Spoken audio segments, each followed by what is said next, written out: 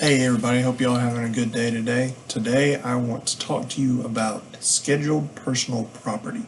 What is that? Do I need it? How does that affect how does that affect my coverage?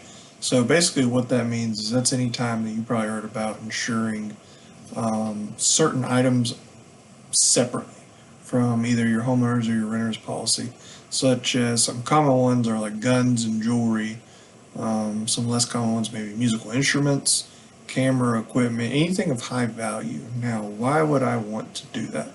Well, why would my homeowners or my renter's policy not cover it? Well, the answer is they do and they don't. So the first thing, the most glaring thing, is that on your homeowners or your renter's policy, in your conditions, which is basically the fine print of your policy, a lot of these item types are going to have sublimits, meaning there's a cap on how much your policy will cover for specific classes of items. For instance, a common one for jewelry is a $5,000 sublimit. So each item of jewelry can, only be covered up to a maximum of $5,000. In addition to that, there's going to be a deductible. Your homeowner's deductible, your renter's deductible will apply. So if you go buy your girlfriend an engagement ring and it costs $8, $9, $10,000, you're going to want to insure that separately. You're going to want to schedule that to give it the kind of coverage that you need. In addition to that, there are some other limitations, like conditional limitations on some of these items, sometimes on homeowners and renters insurance.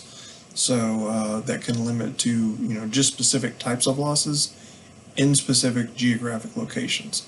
So anytime you're going to schedule something like a diamond ring, a lot of times the prong could get loose and the ring could fall out while you're at the beach and fall in the sand.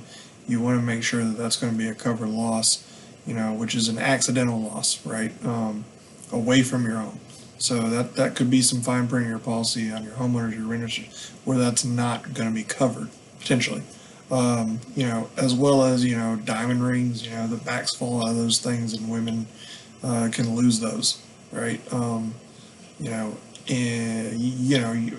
the example of maybe you're going on some kind of safari hunt, in another country, you're going to Africa to hunt Cape Buffalo, down in South Africa, and you've got a really expensive 458 rifle. You may have a sublimit on that rifle for $2,000, but also you may have limitations on your policy about where it's covered. So if you're in another country, scheduled personal property item is going to cover you anywhere in the world and expand that coverage to be more holistic and comprehensive, to actually make sure these high value items are actually covered. Some other common ones are things like jewelry. I mentioned jewelry, fine arts, musical instruments, camera equipment. So always a good idea to make sure that you have the coverage you need.